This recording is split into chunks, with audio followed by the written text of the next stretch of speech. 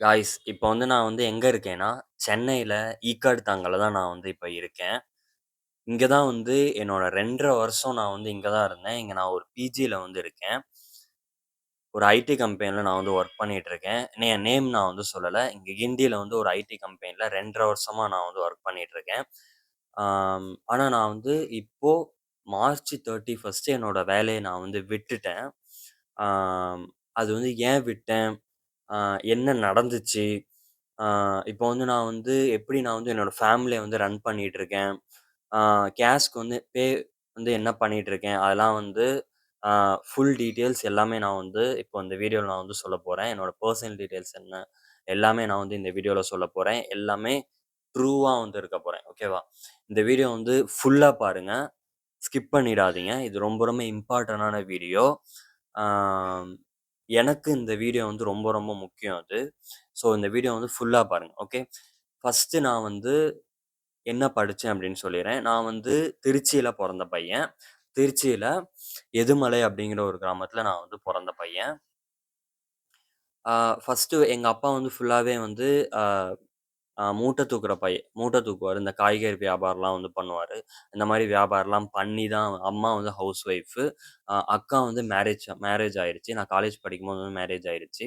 ஆம் நானு, அக்கா, அம்மா, அப்பா நாங்க 4 பேர் தான் ஒரு வீட்ல.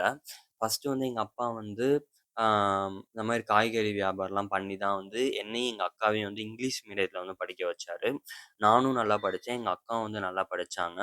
ஆம் எப்படின்னா வந்து 10த் வரையும் ஃபுல்லாவே 12த் வரையும் ஃபுல்லாவே நாங்க வந்து இங்கிலீஷ் மீடியத்தில தான் வந்து படிச்சோம்.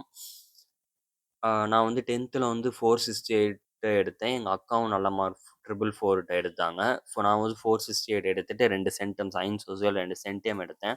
சென்டம் எடுத்துட்டு அதுக்கப்புறம் வந்து 10த்லயே வந்து இந்த கேடி பில்லா கில்லா ரங்கால வந்து ஒரு தாத்தா வந்து இருப்பார்ல. விமலுக்கு வந்து அப்பாவா வந்து ஒருத்தர் வந்து இருப்பாரு. அவர் கையிலேயே நான் வந்து அவார்ட் வாங்கினேன் அப்போ. இப்போ வந்து அவர் வந்து இறந்துட்டாரு. அவர் பேர் வந்து கரெக்ட்டா தெரியல எனக்கு.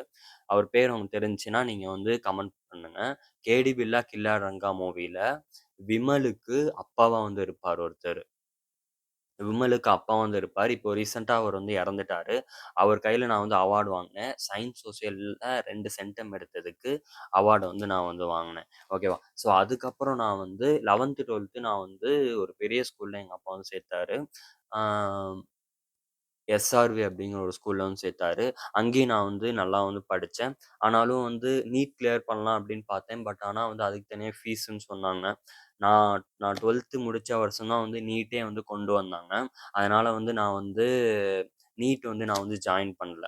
11த், 12த் வந்து அந்த கோர்ஸ் படிக்கவே வந்து ஏன்னா வந்து நான் வந்து எப்படின்னா, எங்க அப்பா வேலையும் நான் வந்து அப்பப்போ வந்து பார்ப்பேன் நானு.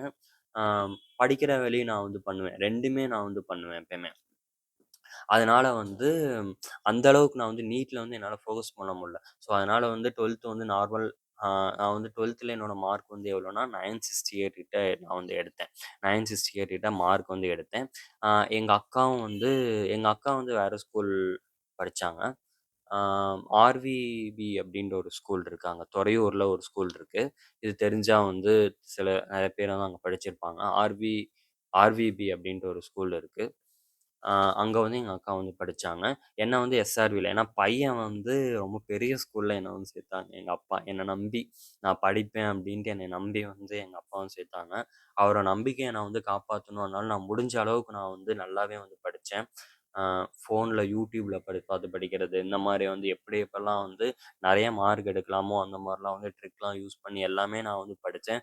அந்த அ ஸ்கூல் லைஃப்பையும் நான் வந்து என்ஜாய் பண்ணேன். ஆ 11த், 12த் எனக்கு வந்து ரொம்ப வந்து முக்கியமான வந்து ஒரு லைஃப் வந்து.